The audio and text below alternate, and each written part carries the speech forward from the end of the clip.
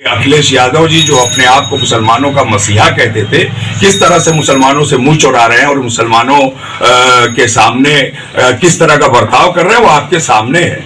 इसलिए मैं 17 का जिक्र ना करके सीधे 2012 से 22 की बात कर रहा हूँ। पत्राया उसमें जातिगत जनगणना की बात नहीं की गई। हमारा जो अलायंस बना हुआ है इसका पहला नारा ही है कि जिसकी जितनी संख्या भारी उसकी उतनी हिस्सेदारी। और हम मऊ में जन अधिकार पार्टी, चूंकि जो हमारे राष्ट्रीय अध्यक्ष हैं माननीय बाबू सिंह कुशवाहा जी का ये नहीं हो रहे हैं, हम लोग बुनकरों के नहीं हो रहे, क्योंकि जो बुनकरों का जो मसला होता है, जो पासबुक का मसला है, जो बिजली का मसला, आज जो बुनकर त्रस्त हैं, जो बिजली का पासबुक का मसला है, सबके दिलों में ये खौफ है कि ना जाने कब कितनी बिल आ जाएगी, हमारे घर कुर्की आ जाएगी, हमारी बिजली कट जाएगी। एक दहशत का माहौल है सभी बुनकरों के घर में, लेकिन इसकी आवाज उठाने के लिए कोई नहीं आ रहा है। ना कभी मुख्तार अंसारी का कोई प्रतिनिधि आया, ना मुख्तार अंसारी के जो बच्चे हैं जो इलेक्शन के टाइम सिर्फ आते हैं। और पब्लिक अब इनके झांसे में नहीं, झूठे हैं ये सब। मोदी से लेकर जोगी तक जितने ये सब झूठेले हैं और इनकी झूठेलापन सरकार जनता के बीच चलने वाला नहीं है। मतलब ठोको नीति को खारिज कर दिया जनता ने, बिल्कुल खारिज कर दिया एकदम जनता ने। ये तय है, ये तय हम लोगों ने कर दिया कि इस बार सरकार बना के दिखाएंगे अलायंस की, जो हम लोगों ने गठबंधन किया है। इसमें हम लोग बगैर इस गठबंधन के जो हमारी जो अलायंस चल रही है, बगैर इसके किसी की सरकार बन नहीं पाएगी। मैं मौलाना शफकत तकी, राष्ट्रीय महासचिव पीस पार्टी। आज किस तरह का ये कार्यक्रम क्या किया जा रहा है? आज हमारे ज़िले के तमाम सहयोगी दल के अध्यक्ष यहाँ इकट्ठा हुए हैं। मुनव्वर अली को विधानसभा मऊ में जिताने के लिए और अपनी पार्टी के जरिए समर्थन देने के लिए सब लोग यहाँ हाजिर हैं। किस किस दल के लोग हैं इसमें? ज़ाहिरन है पूरे उत्तर प्रदेश में हमारी जो और पार्टियां तकरीबन 17-18 पार्टियां हैं, लेकिन यहाँ नुमायां तौर पर जो आज मऊ में हमारे अध्यक्ष आए हुए हैं वो जन अधिकार पार्टी के अध्यक्ष जी यहाँ मौजूद हैं, MIM के अध्यक्ष जी और आज़ाद समाज पार्टी के अध्यक्ष, ये सारे लोग यहाँ तशरीफ़ फरमा हैं। और इसके अलावा भी और जो सहयोगी दल हैं या के बाद दीगरे हमारे साथ आ जाते हैं। ये उत्तर प्रदेश में कितनी सीटों में चुनाव लड़ाया जा रहा है? हम लोग तकरीबन मुझे लग रहा है कि सारे सहयोगी दलों के साथ मिलकर 403 पे लड़ रहे हैं हम लोग चुनाव, और शायद ही कोई सीट खाली जाए। अच्छा, अब फायदा क्या, उनका नुकसान हो रहा है और वो भयभीत हैं, डरे हुए हैं, सहमे हुए हैं, इसलिए कि हमारा जो गठबंधन है इस वक्त सबसे बड़ा गठबंधन है और उत्तर प्रदेश में भारतीय जनता पार्टी का विकल्प बन के हमारा गठबंधन जो है यहाँ लड़ाई लड़ रहा है और हम लोग पूरी तरह से भारतीय जनता पार्टी से लड़ाई लड़ रहे हैं। ये बताएं कि आप तो दावा कर रहे हैं कि लड़ाई लड़ रहे हैं, लेकिन पिछली बार भी मतलब आपके कैंडिडेट लड़े थे, लेकिन वोट का जो परसेंटेज था आपने देखा था, तो कैसे आप दावा कर सकते हैं कि आप बीजेपी को टक्कर दे सकते हैं? नहीं, हमारे वोटों में भी हम तनहा लड़े थे पिछली बार और कहीं से वोटों में कमी नहीं। 12 का इलेक्शन आपके सामने है और हमने 200 सीटें लड़ी थी और इस प्रदेश की 5वीं पार्टी सबसे बड़ी बन के पीस पार्टी आई थी। तो ऐसा नहीं है कि हमारे पास वोट नहीं था और नहीं है, वोट के मामले में भी हम आगे थे।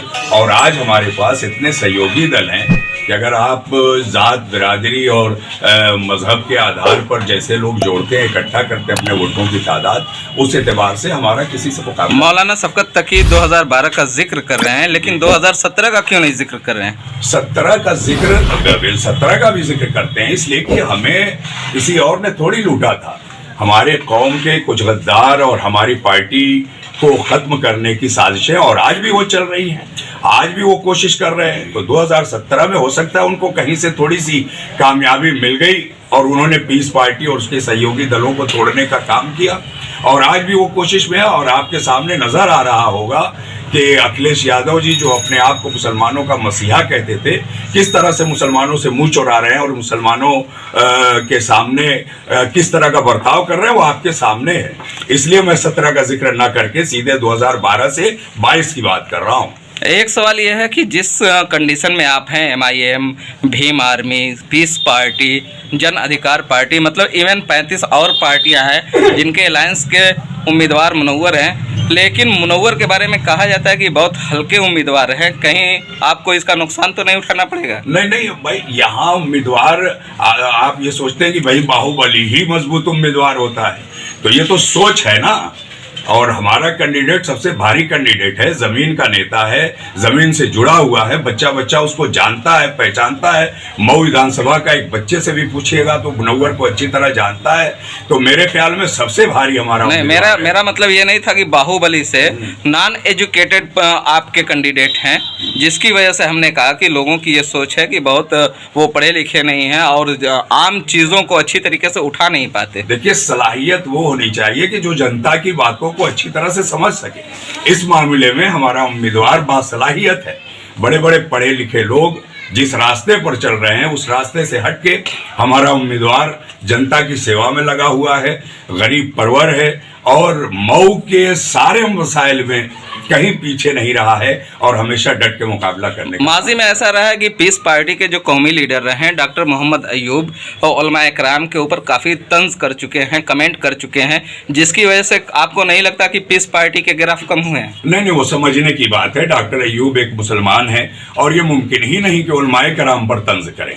हाँ, ये और बात है कि कोई व्यक्तिगत, कोई शख्सियत, कोई शख्स अपना मजहब से हटके या जिससे कौम का नुकसान हो रहा है, अगर डॉक्टर अयूब उसकी बात को रख रहे हैं तो वो कोई गुनाह नहीं है। इसलिए कि यहाँ कोई ऐसा नहीं है कि भाई हम उसके बारे में कुछ कह नहीं सकते। क्या हिकमत अमली होगी सपा अलायंस को शिकस्त देने की? सपा अलायंस को शिकस्त देने के लिए हमारा गठबंधन काफ़ी है और हर मोर्चे पर हम डट कर मुकाबला कर रहे हैं और इंशाअल्लाह आने वाला वक्त बताएगा समाजवादी पार्टी और भारतीय जनता पार्टी को कि और भी विकल्प यहाँ उत्तर प्रदेश के अंदर मौजूद है। मेरा नाम मुनव्वर अली है और मैं जो है यहाँ से जो प्रत्याशी हूँ पीस पार्टी से, और ये मुक्ति मोर्चा का समर्थन है। तमाम जो हमारे सहयोगी दल हैं, मैं सभी लोगों को मुबारकबाद देता हूँ। हमारे यहाँ जो है भीम आर्मी जिला अध्यक्ष मौजूद हैं, हमारे यहाँ जो है MIM से जो है मौजूद हैं, हमारे यहाँ जो है जन अधिकार पार्टी से मौजूद हैं, हमारे यहाँ जो आजाद समाज पार्टी के अध्यक्ष जी भी आ गए। मैं स्वागत उनका करता हूँ। सभी लोगों का जो है मैं खैर मकदम करता हूँ कि ज़्यादा से ज़्यादा वोट से हमको जिताएंगे आप लोग, पूरे जनता को। नहीं, आप ये हमारे चैनल को लाइक करें, सब्सक्राइब करें और बेल आइकन जरूर दबाएं। पाएंगे जो आप सिंबल बता रहे हैं कि जो लोगो लगा हुआ है एक तरह से कि मुसलमानों का जो है, आज हमारे साथ जो है दलित समाज है, आज हमारे साथ जो है भर समाज है, हमारे साथ जो है मौर्या समाज है, सब लोग जुड़े हुए हैं। ये आप जो है मतलब वो बात सही नहीं कर रहे हैं। मुख्तार सब साथ हमारे हैं। मुख्तार ने सीट आखिर क्यों छोड़ दिया, क्या लगता है? मुख्तार तो दूर दूर तक पता नहीं, डर का आ रहा है, जमानत जब्त होगी इस बार। आपसे डर गया क्या? बिल्कुल डर रहे हैं, नहीं तो हमें मैदान में लड़े वो क्या परवाह हमको है। योगी जी का संरक्षण है, मोदी जी का संरक्षण है। हम लोग जेल में जाते हैं तो खटमल पे वो बस आता है, अब वो जाते हैं तो AC में रहते हैं, कूलर में रहते हैं, टॉप VIP व्यवस्था उनका रहता है। नहीं, योगी जी ने तो गाड़ी पलटवाने की पूरी व्यवस्था कर ही दी थी, लेकिन कोर्ट का एक फैसला आया कि आपको सुरक्षित ले जाए। वो सब हाईलाइट किए हैं योगी जी, मोदी जी, और उसको हाईलाइट किए हैं। पूरा हिंदुस्तान जान गया कि मुख्तार अंसारी जो है मऊ जिला का रहने वाला है। ये सब योगी मोदी का संरक्षण है, उसी में पल रहे हैं वो। हमारे चैनल को लाइक करें, सब्सक्राइब करें और बेल आइकन जरूर दबाएं। मैं दिनेश मौर्य, जिला अध्यक्ष जन अधिकार पार्टी जनपद मऊ। मौर्य जी, क्या जो आपके अलायंस में पीस पार्टी के कैंडिडेट को टिकट मिला है, क्या उम्मीद करें? आपकी पार्टी का फुल सपोर्ट मिलेगा? देखिए, हम लोग का जो ये अलायंस हुआ है अभी पीस पार्टी के हमारे बताए हैं, ये लड़ाई हमारी हक और हिस्सेदारी की लड़ाई है और इस देश की जो हमारी गंगा जमुनी तहजीब है उसे बचाने की हमारी लड़ाई है।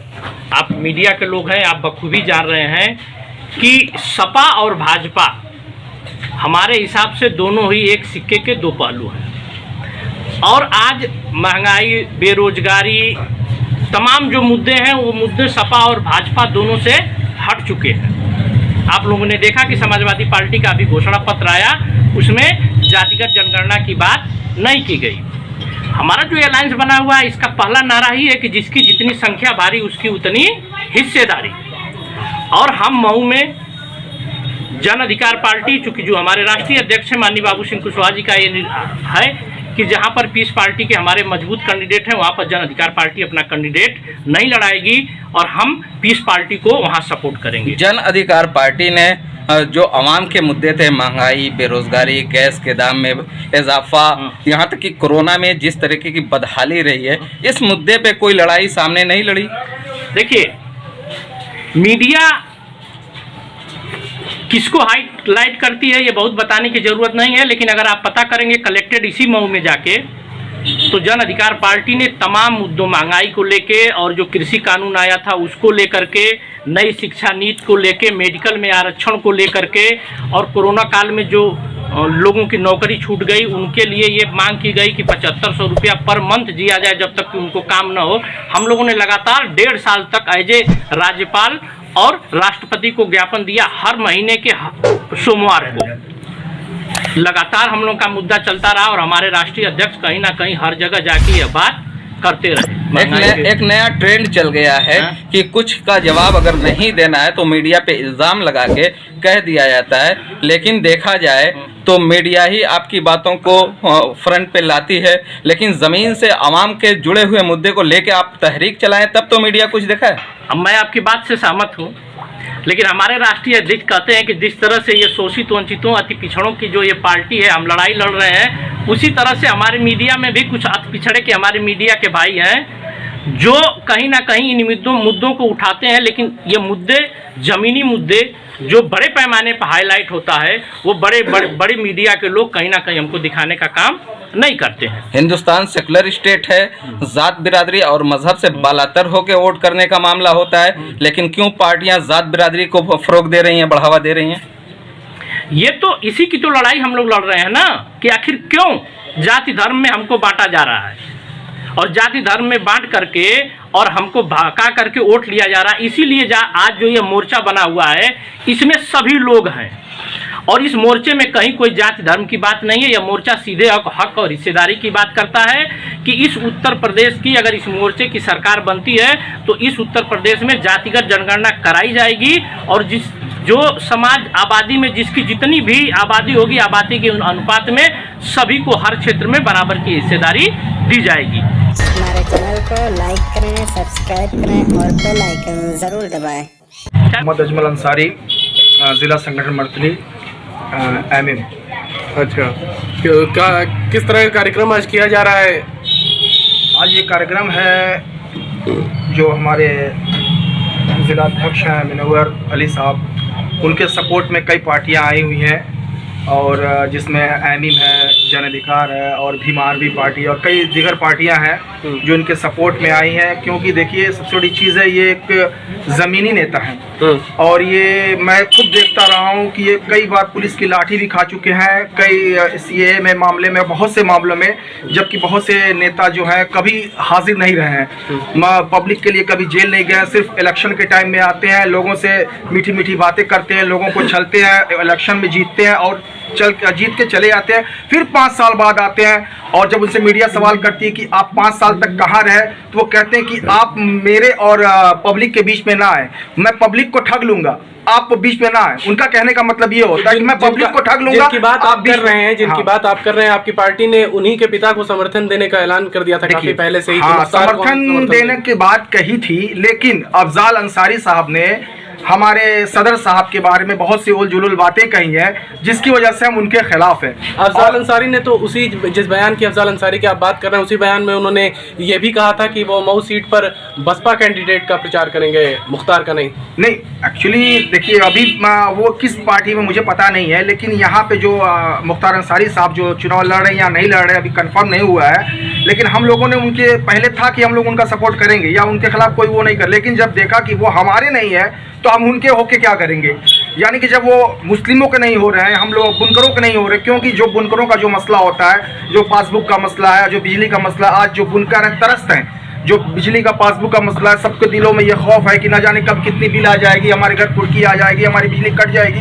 एक दहशत का माहौल है सभी बुनकरों के घर में, लेकिन इसकी आवाज़ उठाने के लिए कोई नहीं आ रहा है। ना कभी मुख्तार अंसारी का कोई प्रतिनिधि आया, ना मुख्तार अंसारी के जो बच्चे हैं जो इलेक्शन के टाइम सिर्फ आते हैं, बाकी टाइम में वो विदेशों में ऐश करते हैं, कभी नहीं आते। एक बात आप बताइए कि आसिफ चंदन जो आपके पार्टी के जिला सदर थे, जब उनके ऊपर CAA में केस दर्ज किया गया तो आपके जो बड़े लीडर है झांकने तक नहीं है? नहीं, ऐसी बात नहीं है। शौकत अली साहब जो हमारे राष्ट्रीय वो है अध्यक्ष हैं, वो आए हुए थे, मैं खुद वहाँ पे मौजूद था, मेरे पास वीडियो, और इन्होंने ही उनका इंटरव्यू लिया था। ये जो भी हैं इनका नाम मालूम नहीं है, वो आए हुए थे और मेरे पास भी उसकी वीडियो, आप चाहें तो मैं आपको दिखा सकता हूं। बहुत बाद में आए थे, बहुत बाद में आए थे, वो मालूम है। इंटरव्यू की आप बात कर रहे हैं, वो जब जेल से रिहा होकर आए थे आसिफ चंदन, तब आए। नहीं, देखिए वो सारी जो कवायद जो चल रही थी वो लोग आए हुए थे, और पहले भी हम लोगों से वो लोगों ने बात की थी कि हम कहिए तो हम इंटरफेयर करें। हमारे वकील साहब भी हैं इलाहाबाद में, लेकिन यहाँ मऊ के कुछ मतलब जो जिम्मेदार लोग हैं वो सबका केस मिल के साथ लड़ रहे थे, तो हम लोगों ने इसलिए उनको अपना केस हैंड ओवर नहीं किया। मेरी बात सुनिएगा कि वो सिर्फ हम आसिफ चंदन को नहीं बाहर निकालना चाहते थे, बाकी जितने लोग सबको बाहर निकालना चाहते थे, क्योंकि हम वो सिर्फ चाहते क्या मतलब ये जिम्मेदारी नहीं बनती थी? एक जिला अध्यक्ष फंस गया है, जेल की सलाखों में है, उसके घर आके एक हमदर्दी का मतलब आंसू भी नहीं बहा सकते थे? हमदर्दी का आंसू का नहीं, आप बात की बात मत करिए, जब वो फंसे थे तब की बात करिए। आए थे, शौकत अली साहब आए थे, और शौकत अली कब आए थे? रिहा होने के बाद शुरू में आए थे। ऐसा किसी ने नहीं देखा, और मैं खुद हैदराबाद में जाके मिला हूँ सदर साहब से इसके लिए। और ये बताइए कि अखिलेश यादव से जो आपके अलायंस की बात चल रही थी, तो क्या जो आपके ऊपर इल्जाम लगता है कि मजलिस इत्तेहादुल मुस्लिमीन भड़काने वाली पार्टी है, मुस्लिम वोट कट जाएगा, मतलब हिंदू वोट कट जाएगा, इत्तेहाद हो जाएगा, उसकी वजह से आपको नहीं लिया गया? नहीं, देखिए पहली बात ये है कि अखिलेश यादव हम लोगों को, या जो मुस्लिम क़यादत, जो ये एमिम जो पार्टी है, मेरे ख्याल से हिंदुस्तान की सबसे बड़ी मुस्लिम क़यादत की पार्टी है, और वो अखिलेश यादव या कोई भी नहीं रुकिए, ख्याल से कैसे हो सकता है? मुस्लिम मैं वो कभी भी नहीं चाहते, वो ये और वो जानते हैं कि हम इनको अगर लेते हैं तो इनकी पार्टी मेजॉरिटी में सीट जीतेगी और इनकी क़यादत मजबूत होगी, और वो अखिलेश यादव कभी नहीं चाहेंगे कि मुस्लिम क़यादत मजबूत हो, हम कमज़ोर हो। वो हमको हमेशा कमज़ोर रखना चाहते हैं, जब तक हम कमज़ोर रहेंगे वो हमारे ऊपर राज करेगा, और हम मजबूत हो जाएंगे तो वो हमारे ऊपर राज नहीं कर पाएंगे। हमको दबा के रखना चाहते हैं। कोई भी अगर बादशाह होगा तो वो बादशाह अपने जो उनकी प्रजा होगी उनको कभी बड़ा नहीं होने देगी, उनको हमेशा दबा के रखेगा, और वो राज करना चाहती है। तो क्या हिंदुस्तान में कोई ऐसी पार्टी है जो सिर्फ मुसलमानों के नाम पे मतलब वो अपनी ताकत को बड़ी कर सके? देखिए मुसलमान हमारी, देखिए आपने देखा होगा शोषित वंचित समाज का कई सम्मेलन हमारे सदर साहब कर चुके हैं, आप लोगों ने देखा होगा, टीवी पे भी देखा होगा।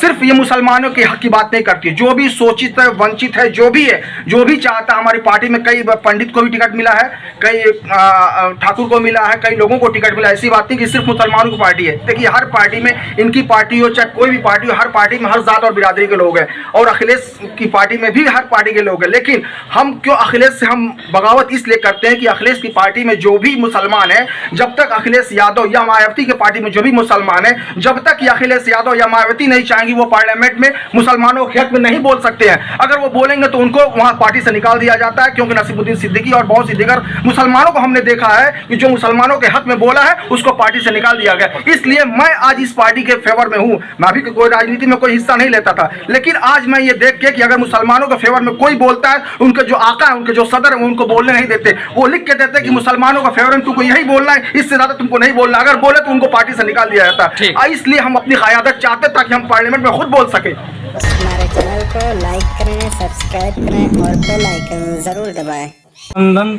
में तो बहुत लोग शामिल हैं, बहुत पार्टियां शामिल हैं, और नतीजे बहुत बेहतर आने वाले हैं। अब ये सोचे कि मनोहर भाई मुर्गा बेचते हैं तो डर के भाग जाएंगे, नहीं। यहाँ तो बड़े बड़े मैदान में उतरे हुए लोग हैं, और मनोहर भाई को हम लोगों ने भरपूर समर्थन, भीम आर्मी और आज़ाद समाज पार्टी की तरफ से भरपूर समर्थन है, और हम कोशिश करते हैं कि इनको गांव-गांव जन जन तक पहुंचा के छोड़ेंगे। और जनता का राय बन चुका है कि हमको वैसा विधायक चाहिए जो जनता के बीच में रहने वाला हो, जेल में रहने वाला विधायक हमको नहीं चाहिए, अपराधी नहीं चाहिए। चंद्रशेखर रावण भी आएंगे क्या इनके प्रचार में, स्टार प्रचारक? बिल्कुल, एकदम बिल्कुल आने वाले हैं। बस पर्चा दाखिला इनका कंप्लीट हो जाए और इनके प्रचार में चंद्रशेखर भाई से लेकर के और तमाम जो राष्ट्रीय लेवल के व्यक्ति हैं, राष्ट्रीय लेवल के लीडर हैं, सब लोग आएंगे। तो हम लोग बाहुबली को शिकस्त दे पाएगा आपका? बाहुबली हम लोग इनके सामने, जो हम लोग के सामने बाहुबली की मतलब क्या होता है? बाहुबली का मतलब क्या होता है? बता दें, आप बताइए। नहीं, आप बताइए ना, बाहुबली पूछे हैं आप तो आप बता दें। आप, मैं आपसे पूछ रहा हूं। बाहुबली कौन है? बाहुबली का मतलब डरा करके आप वोट ले लेंगे क्या? धमका करके वोट ले लेंगे? वो डरा धमका के जीतते थे नहीं तो आप बोले हैं बाहुबली। भाई आप पत्रकार हैं, आप ही बोले बाहुबली, मैंने नहीं बोला बाहुबली।